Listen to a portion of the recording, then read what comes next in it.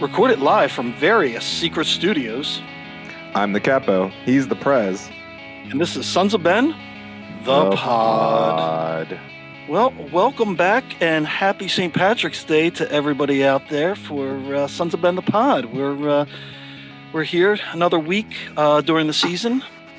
But wait, there really isn't a season right now. It's super festive. It's a super festive time to be celebrating the St. Patrick's Day season. Yeah, I now I know how the snakes in Ireland felt when St. Patrick got there and just chased them all out of there. But I will say, so because of everything going on in the world, we're doing everything as socially safe as possible, and we are recording from different areas. So I am recording actually from home. Adam is in the secret studio. Devin is MIA. He's safe. He just had some other work. And we're joined this week by a very special guest. And I say that about every guest, but I didn't think it could get even bigger or better than last week's guest, Mr. Latu. But calling from his secret bunker, we've got the Chief Business Officer, Tim McDermott. Tim, thanks for hopping on. Well, what's up, fellas? How you guys doing?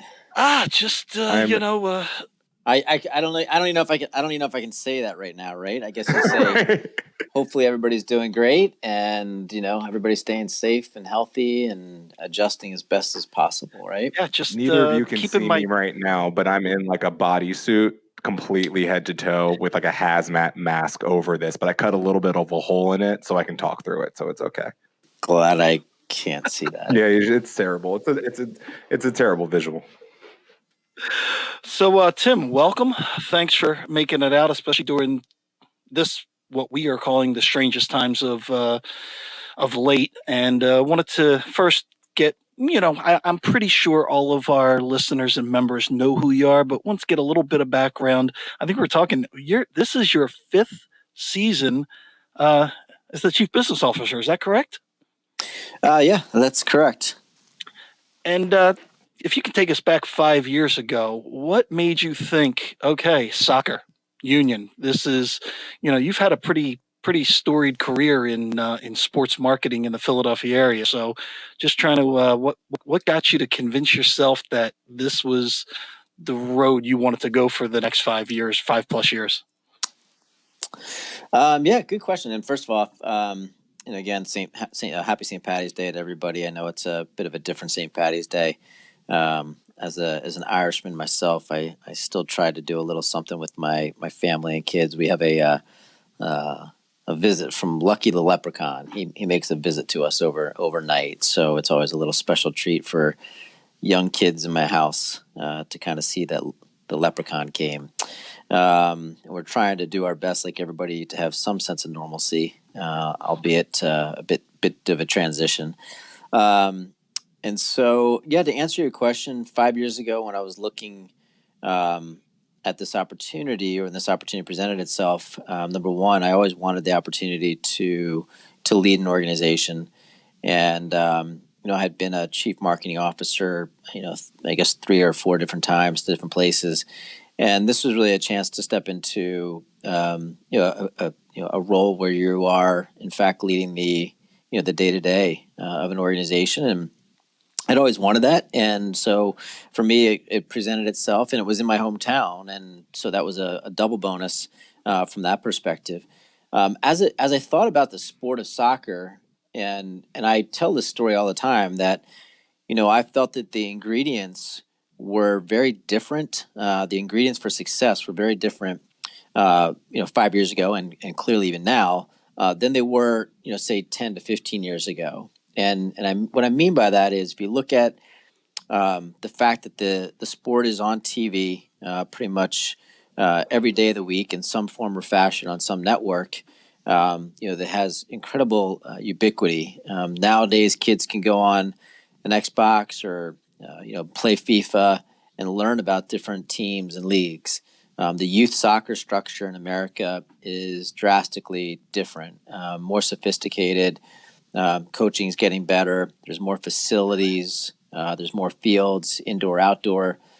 And, with social media as well and apps, a kid can learn about the sport on soccer. And so if you think about 40 years ago, and I'm a 7-year-old kid, and I'm playing in the I think it was I think it was the Chester Valley Soccer Association out on Line Road, if I remember correctly. Well, I would play my games, and then that was really it. There really wasn't a way to connect to the sport. It wasn't like it was on TV all the time, and certainly the social media or the e gaming or gaming in general, I should say, really wasn't there. And so it really left a kid doing okay. I go to practice on a Tuesday night, and then I come back on a Thursday night, and then I play a game on Saturday, and really that was it. And that is so drastically different. And boy, it must have been now probably I always say 10 years, but I guess it's longer than that. But 10, 12, 15 years ago, and I had my kind of stop in my tracks moment. I was going by the TV. It was the ESPN Sports Center, and they were doing their top 10, and they did a top 10 with soccer. And I thought to myself, wow, if ESPN or a major network like them was to get behind the sport in the United States, what could soccer really look like? It's always been, I shouldn't say always been, but it is a universal gateway to youth sports. I think the majority of parents feel very comfortable putting their kids onto the soccer field when they're 5 years old, 6 years old, and feeling like it's a good environment for them to be in. It's you're running around, you're exercising, you're listening to a coach, and it's a safe environment. So I feel like it's this spot where a lot of kids start. But 40 years ago was where kids started, but then just didn't stick with it in some form or fashion, and not just playing the sport, but kind of enjoying the sport as a fan. And so I think today the environment is very different, and we can now start to connect with the sport, connect with local teams, connect with local players much differently, and in a way that will create much longer fandom. And I think we're still in that kind of first generation, getting closer to the second generation of fandom. And as we continue to do that and have that passed down effect, we'll start to create, those memories and stories. And you'll say to your son or daughter or your grandchildren, I was there when. And we're still early in on the process. But if I look at if I look at my first Board of Governors meeting that I attended 5 years ago, and I looked around the room, and admittedly, I thought to myself, "Oh, okay, there's some really unique people, and there's some power brokers here, if you will."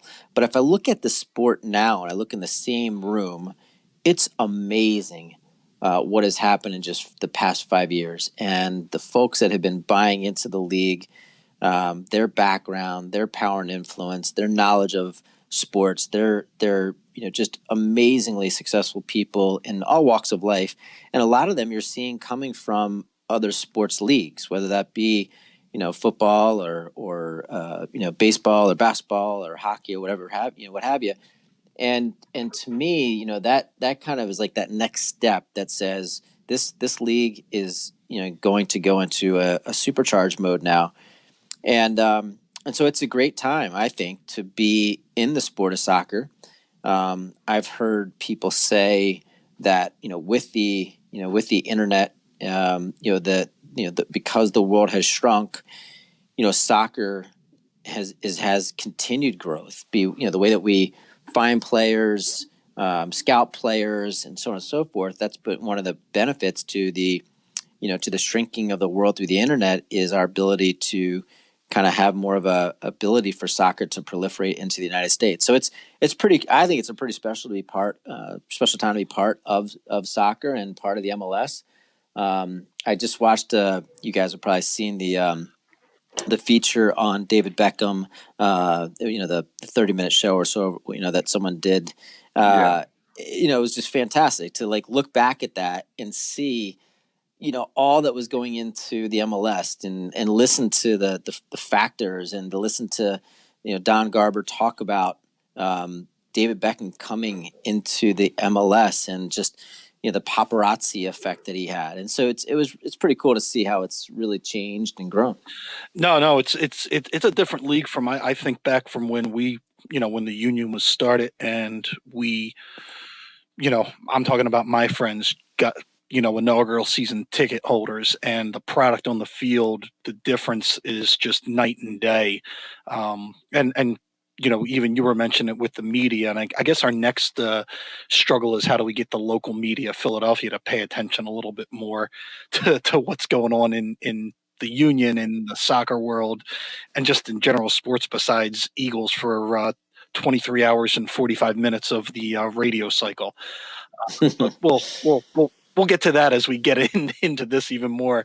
Adam, some quick news. The beer of the pod is pretty much whatever we have in our fridge today because everything's closed down. I was saying, I just so happen to have some Yards cans in my apartment right now. I was inspired after last week to pick up the Brawler when I was doing my preparations for the Doomsday that we're going through right now. Shout out to the Wegmans of Malvern for hooking your boy up. But I came prepared today just in case, we had a beer of the pod, one of our lovely sponsors. So shout out to Yards. Yeah, and so Tim, we have Yards, of course, as a partner. 2SP, which is right up the road from you in Aston, is a partner of the Sons of Ben, and of course, you know Matt Lindemuth at the Larimer. So we want to give a special shout out to them, even though we didn't have a specific beer of the pod, but let everybody know that even though in these times they're all closed, they're all open for takeout. So if you can't get to a Wegmans of the world and the state stores are all closed, you can actually go to Yards, 2SP, or the Larimer and pick up to-go beer because, when you're social distancing, as the kids say nowadays, you might need a cold beer to get through the zombie apocalypse that's upon us. But yeah, no. So anyhow, as we were talking about, Well, I will say, on to that note, it's important to recognize there are a lot of people in this world that are not necessarily able to quote unquote work from home, and that includes the people who might be at a grocery store, and we need them, and I want to make sure that I recognize all the people that are out there at a grocery store, whether they're stocking the shelves, whether they're checking people out, whether they're taking the carts in, whatever it is. Those people have become part of the front line as the doctors and nurses, and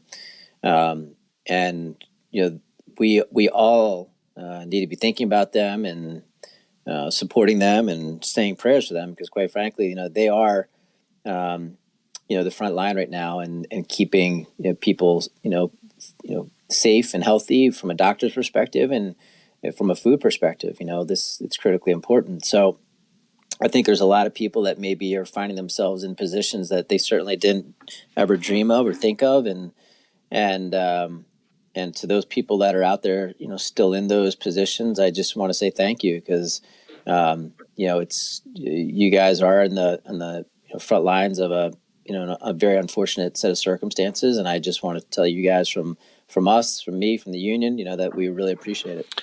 Yeah, no, well said, and Completely agree. Yeah, and like we've been saying, that right now with this whole situation, the world's kind of turned on its side, and we want to make sure a couple things like thank the people that are on like you said the front line of supplying us. So if you are working at home, you're not going to run out of food. That you can get out and get something. Especially the small businesses that are out there, like every bar in the Delaware Valley is closed, but they're at least trying to do takeout food. So one, you don't have to just eat mac and cheese all the time if you're like me and you can't cook worth a crap. But you can support a local business because the world's still going on for everybody. I mean, I'm working from home, but we're probably laying people off as this goes on, and the world's still churning out there. So as much as we want to stay home and stay safe, we want to try to support as much local businesses as we can. And my only advice is people, please stay off Twitter, man. I think everyone's going to explode. Adam, have you been watching some of our team guys on their Instagram and Twitter lately? The phrase cabin fever is thrown around ever so loosely, but I feel like for particularly with athletes, with guys who are used to just being active individuals to begin with, to put them all inside I mean, look, you're seeing some side effects. And I think we're going to have way too many people who have TikToks by the end of this who didn't think they were going to have them previously, and a bunch of people who are going to have to send out apology letters for that one video that they put out during the hiatus. And it's social media is going to be really interesting for the next 3 to 5 weeks, I think. Now, Tim, have you seen what some of your players are doing on the TikToks and the Instagrams of the world? Have you seen the toilet paper juggling contest? I try not to indulge in some of those things too often. I will admit that over the last probably 4 days, I have been on call after call after call. It's been a pretty you know obviously stressful, but it's been a pretty busy time in terms of just making sure that we're doing everything that we can just to keep players and fans, staff safe. We at the Union, we own the Philadelphia Union. We have our USL team in Union 2. We've got the academy, and then we own a bunch of real estate, including a 400,000 square foot office building called the Wharf, and we've got tenants there, about 1,000 tenants that are there. So we've got to make sure that across the board we are doing everything that we can to ensure the safety of all of those people. And I'm glad. How do I say it this way? I feel like we're maybe finally getting to a point where the concept of social distancing is being adhered to better, I guess is the way to say it. I can't stress enough just the need for everybody to do that, for everybody to take this serious. When I see folks that are not taking it serious, it's really it's a bit frustrating.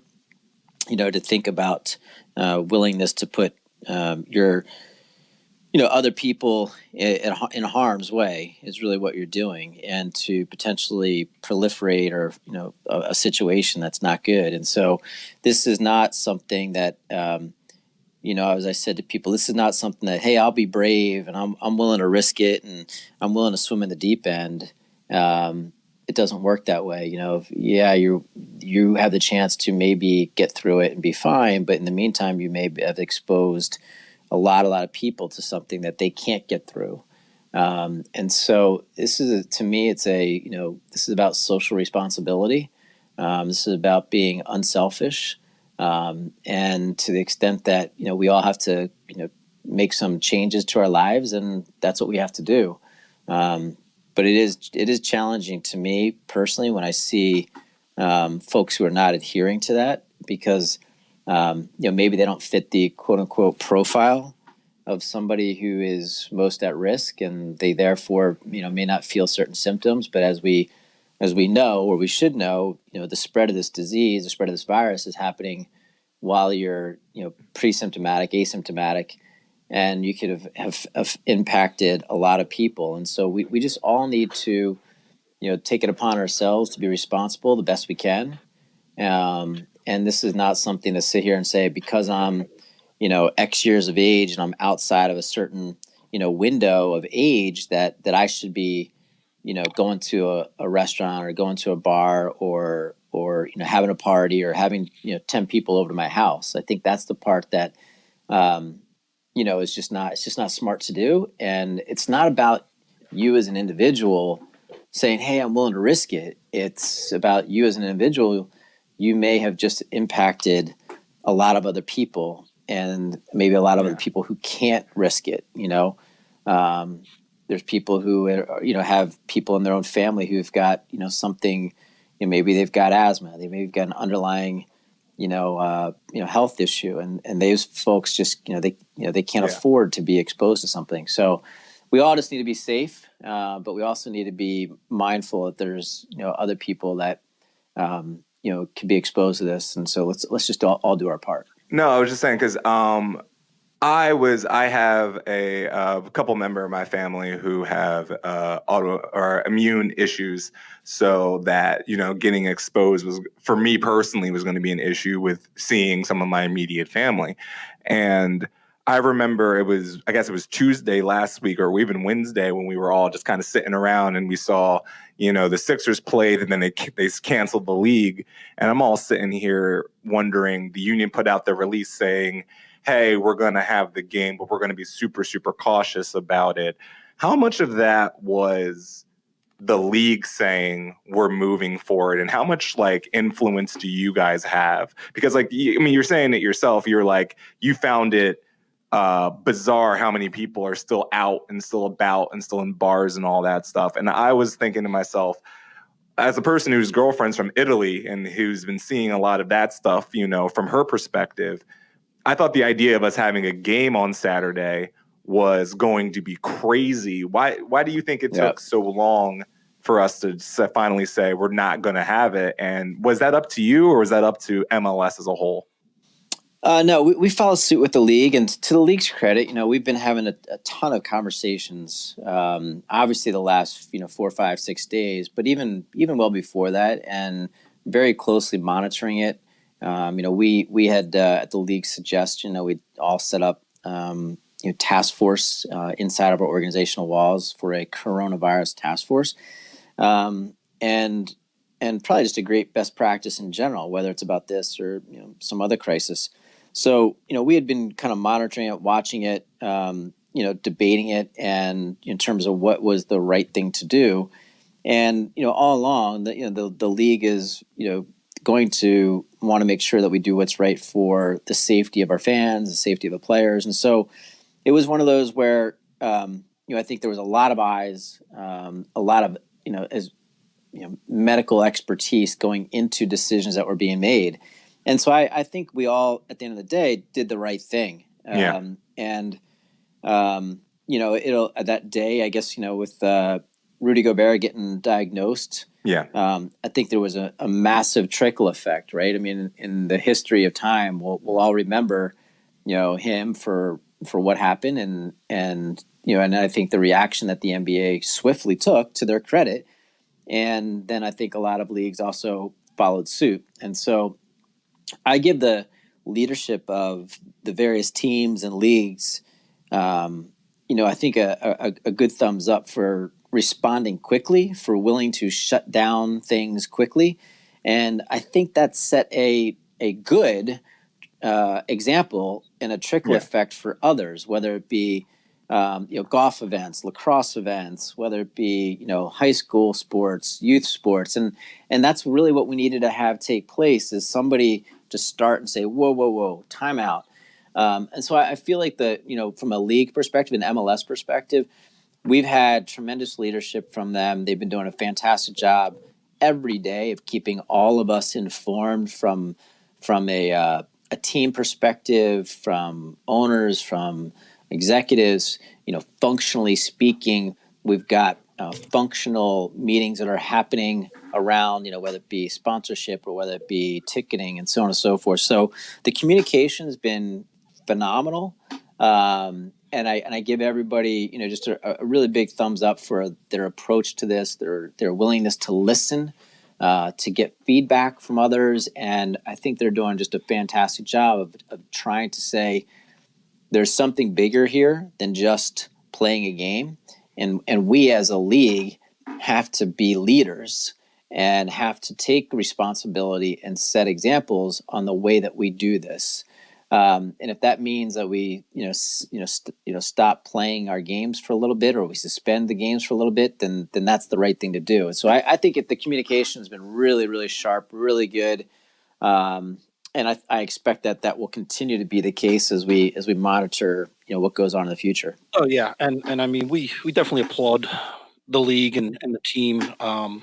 Even the little steps, like we all know that your staff is all working from home just to help not foster for the social distancing and try to nip this thing as close as we can. So what other steps have you guys been taking, to protect, the stadium employees and your employees and everything else? And do you see, are you getting to the point where you're starting to see with the league a light at the end of the tunnel, or where do you think the next step is going to be for the league and to get back to resuming of a little bit normalcy and resuming play?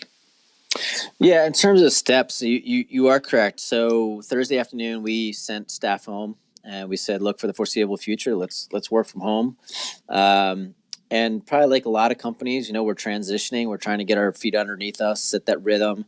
For people who've got family, you've now gone to a situation where things are shut down, schools are shut down. So, in my case, we've got elementary age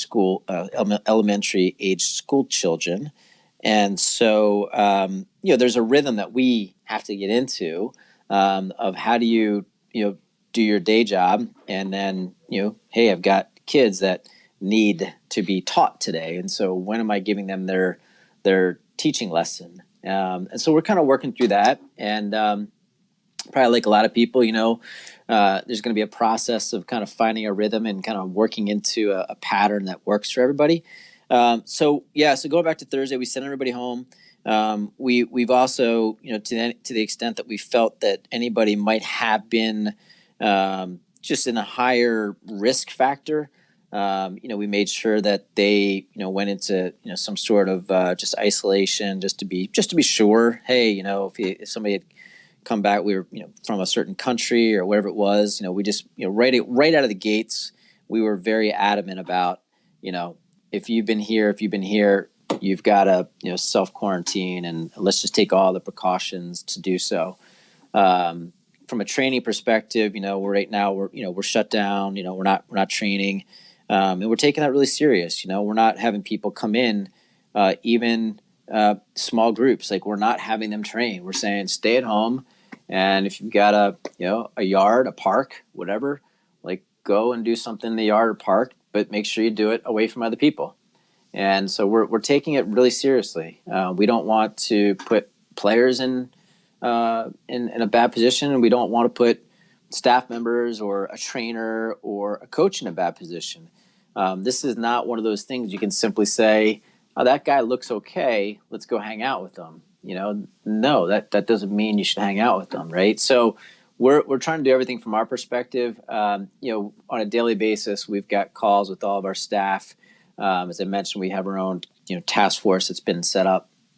We're doing everything through conference calls and Zoom and Microsoft Teams, and I think we're getting there. And now the messaging that we continue to have with our staff is just be smart. Like, this is not a time to say, hey, let's work from home and then go hang out at a restaurant or bar for with 12 other people. Like, that completely defeats the point of doing this. And so that's really the messaging, is like, hey, like, be smart in your work life and be smart in your personal home life, and making sure that we're all doing our best to be responsible for the good of society right now.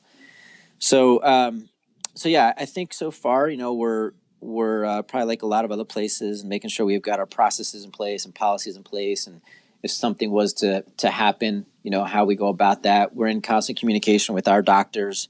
Our doctors from Crozier have been fantastic. We have a chief medical officer. Every team has a chief medical officer, or somebody functions as a chief medical officer, and so we've been in constant contact with him, and so it's been good from a constant from a flow perspective, a communication perspective. I think things they're moving in a positive direction. No, that's great, and I mean, just with the league and everything, they're making sure everybody's mandated of like, hey guys, this isn't a time to try to get a competitive advantage. Don't train on the side or that kind of stuff. And then at some point, they're just going to announce like, hey, we're good to start ramping back up eventually. Is I guess I'm assuming that's the case right now.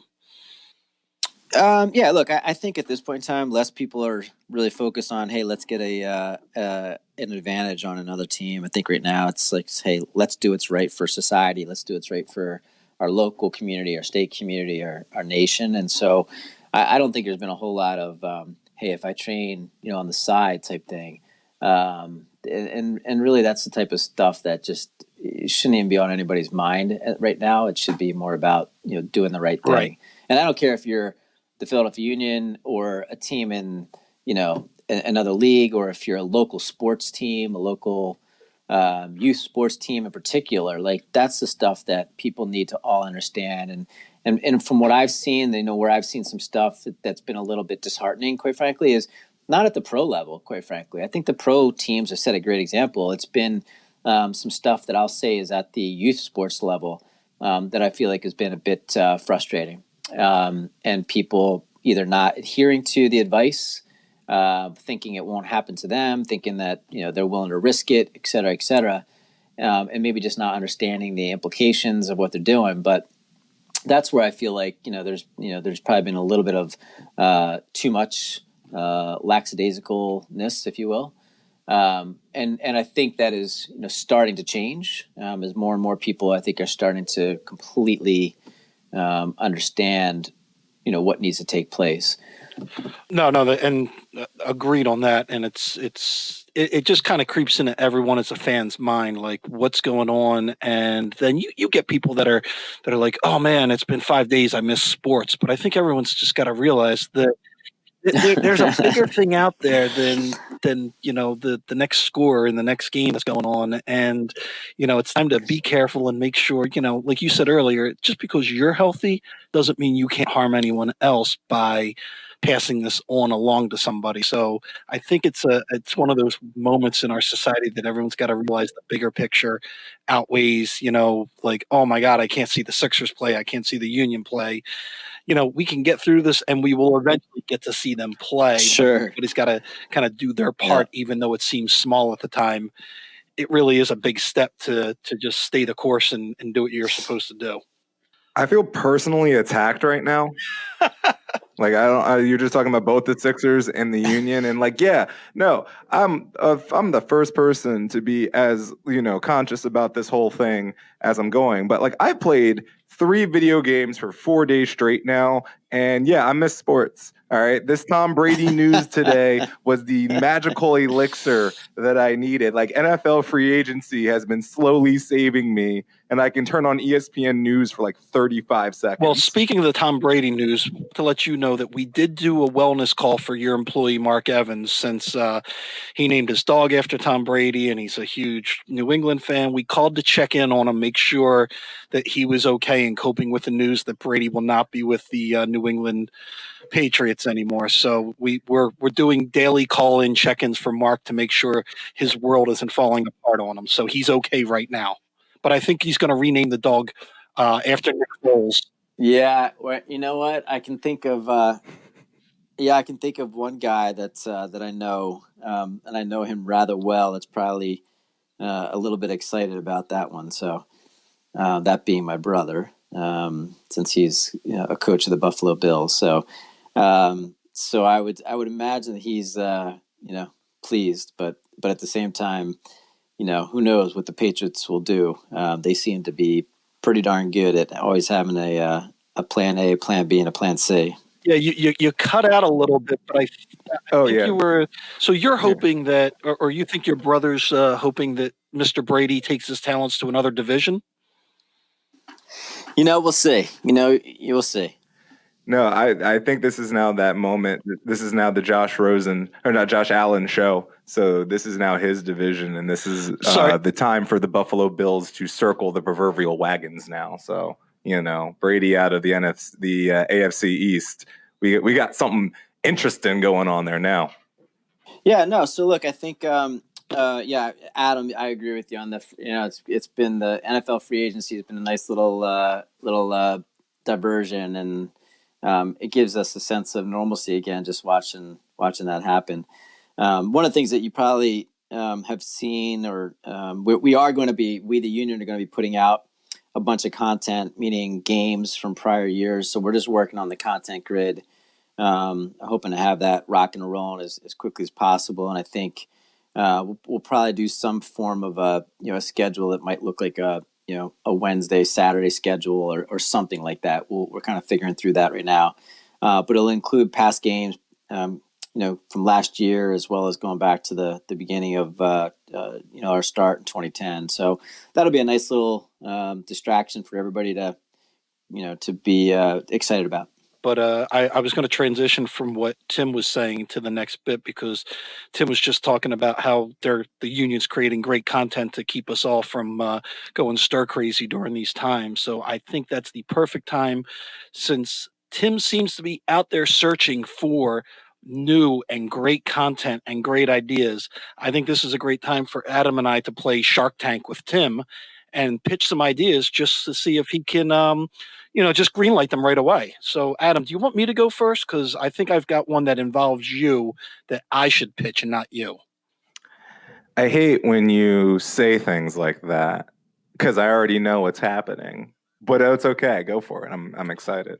All right, Tim. So here's the deal. We know you've got a superstar athlete that is your EMLS player, but here on Sons of Ben the Pod, we've got a superstar athlete that thinks he can take Mr. Ajayi. So what we'd like to do is propose Jay Ajayi versus Adam Booth. Adam Booth will represent the Union. Jay Ajayi will be the San Jose Sharks or whatever they're called. And they will play on the brand new big screen at Subaru Park. Just those two. We'll keep them like 6-7 feet apart, so we'll be safe. And you can film it and play it on PhiladelphiaUnion.com. But we want Adam versus Jay playing on the big screen, videotape, stream it live. That's idea number one. I love that one. I'm not surprised that Adam Booth is pretty good at gaming. He just kind of seems like he'd be an e-gamer. So, do you have like an e-gaming? Do you have an e-gaming name?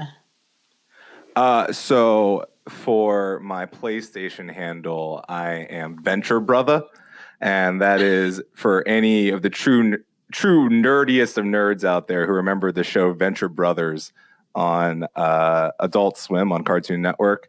I just turned the last ER into an A to be phonetically hip, as the kids would say.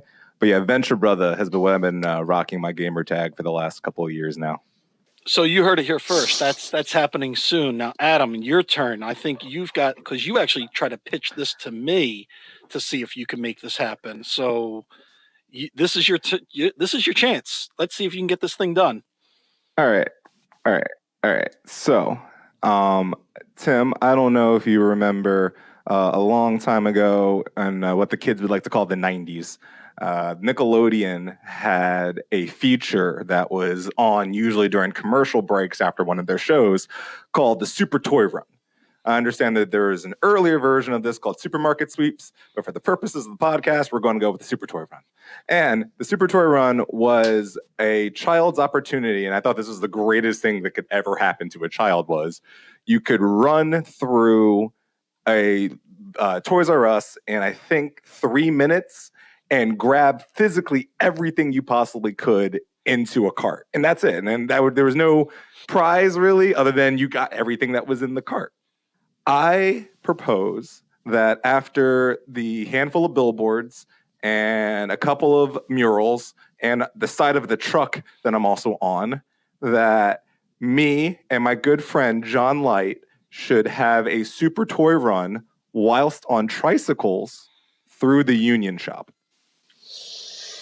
Wow, this is one that is near and dear to my heart. I will tell you guys a little unknown secret. When I was about 8 years old, I won a Toys R Us shopping spree, and I was given 1 minute to run around and collect as much stuff as I could from Toys R Us and bring it back. There was a starting line and finish line. You had to get it back across the Super Toy line. Run. And so basically what had happened, the way this worked was when I was a little kid, watching cartoons. This was probably about 1980, so it's not the 90s, but 80.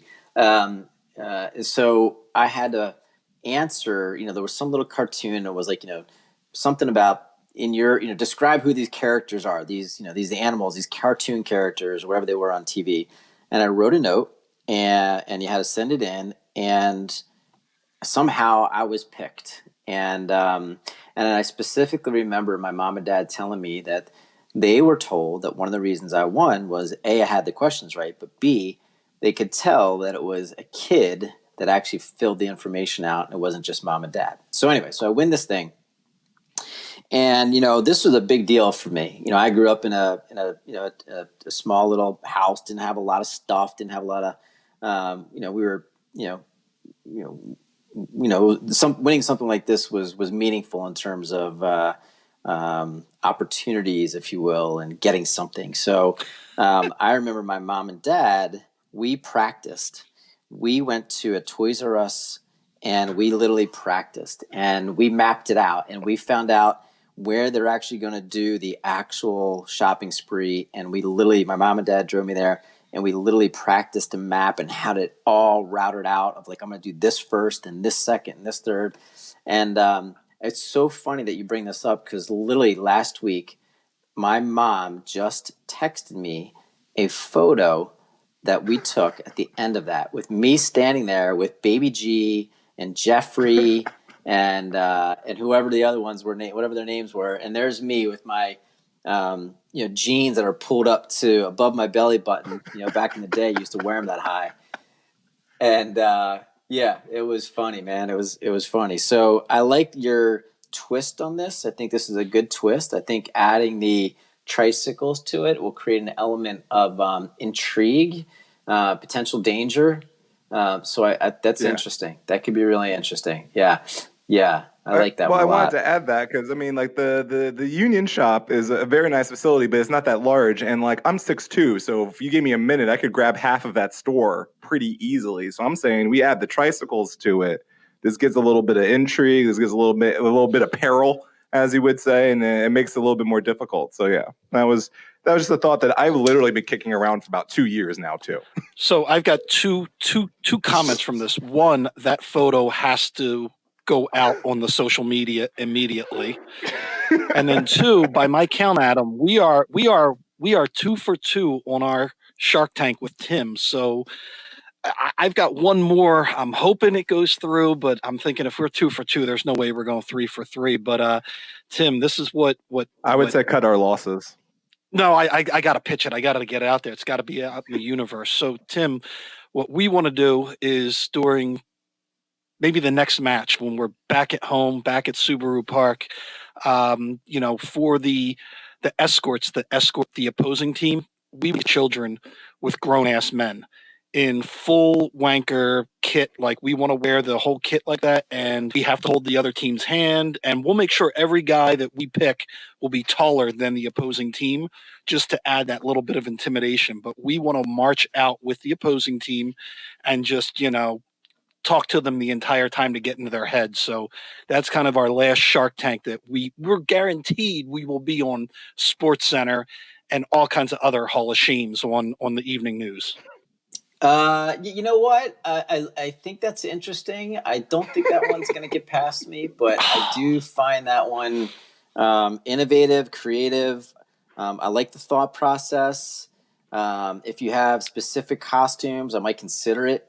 If it's like superheroes or something like that, and everybody's dressed as superheroes, I think that's worthy of some media attention. So my initial reaction is that I'd like to hear a little bit more. I'd like you to go back and maybe think about that one a little bit more. And I think you might be onto something. But as it stands right now, I'd say there's more to that. I think you just keep working on that one. Okay, you just give me a little bit more. I think there's got to be something more. Just flesh it out a little. There's going to be a PowerPoint coming across your email soon. Well, don't worry, we'll flush it out. We'll get some cartoon characters. We'll see if we in there and we'll figure it out. But yeah, definitely. Yeah. It is funny how in moments like this we can step back and innovate and create and is something it's a kind of a silly statement, but it is kind of funny to step back, or interesting to even step back and say, yeah, sure, everybody comes out and they walk out and they've got a little a kid that they're holding and stuff like that, and that is definitely part of the MLS. But it is, kind of funny and interesting at the same time, just to step back and say, what if we did that differently, right? What if, and so, look, I think in these kind of strange days, there will certainly be an opportunity to reflect and innovate. And I'm sure that across our society, there's probably a lot of folks that are finding ways to adapt and, quite frankly, probably make a lot of money in these situations with new entrepreneurial ideas. I'm not saying we're paying you for your idea, by the way. That one doesn't go royalty.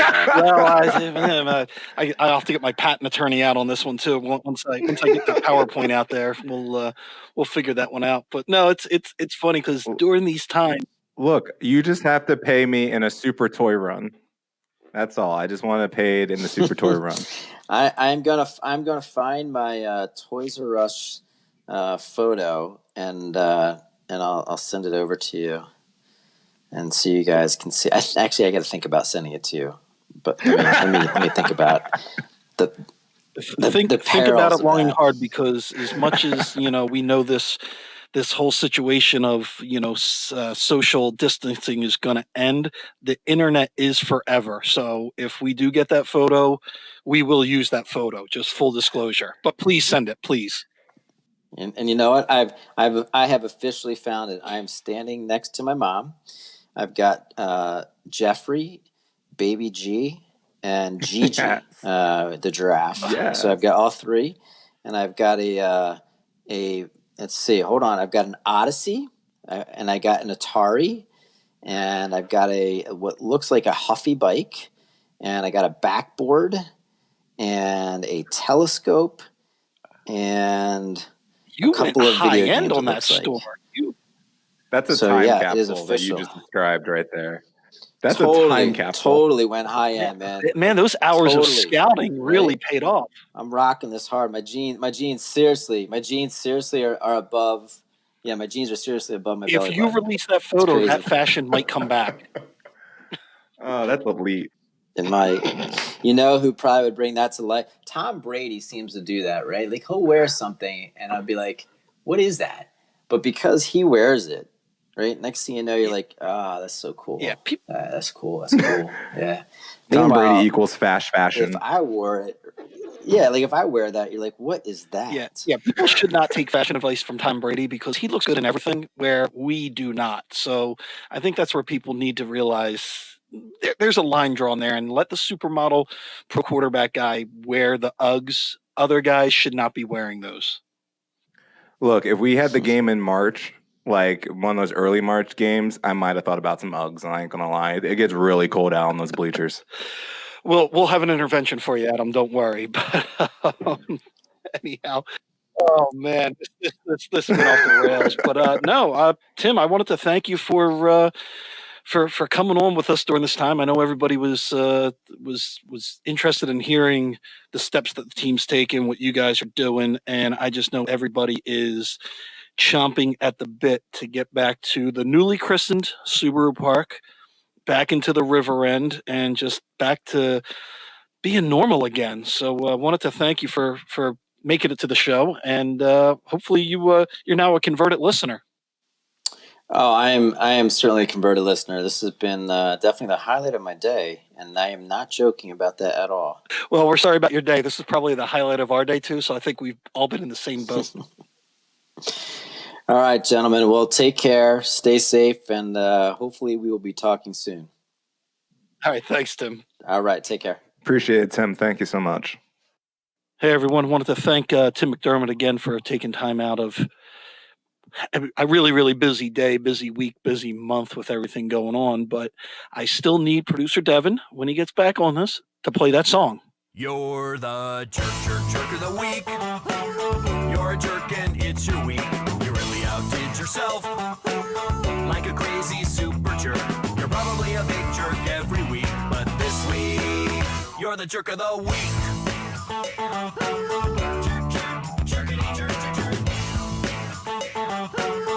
Oh yeah, you're the jerk of the week. I'm looking at you, buddy. That's your favorite song, isn't it, Adam? Oh, that song that we literally just heard. Okay, I like that song. Yeah, that song we just heard. Yeah, that one's. Look, it is a banger. I'd say it week after week. It is a banger. So now, this week's Asshat of the it's been tough because there are so many people out there that are really, really, really trying for this. And it's a little thirsty, but with everything going on in the world, there's only one asshat of the week for this week, and it's the frickin' coronavirus itself. You, my friend, are the asshat of the week. You're just upheaving everyone's lives. So why don't you just beat it, get out of here, so we can get back to making fun of people on Twitter? I'm not really a fan of this whole pandemic thing. I've lived my life as a nice sheltered American from the Northeast for most of my life, and then once they're telling me I can't even leave my house to go get a cheesesteak, I'm quite concerned. So the coronavirus, leaving, letting us get through it as a whole would be so appreciated. Yeah, as much as I like working from home, I kind of miss going to work now. It's weird. But Tim hit the nail on the head, though. As a gamer, this is a weirdly unprecedented time where I don't feel guilty about sitting in front of my TV for 5 hours at a time. So, well, you practice up because it looks like you got JHI on the big screen soon. You heard it here first. Listen, brother.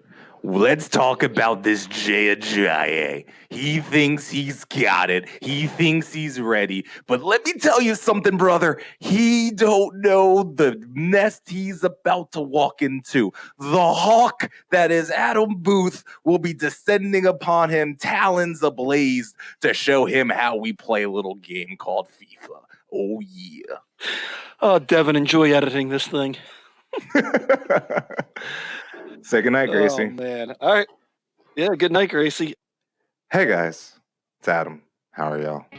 I know you just thoroughly enjoyed this rendition of the Sons of Ben the Pod.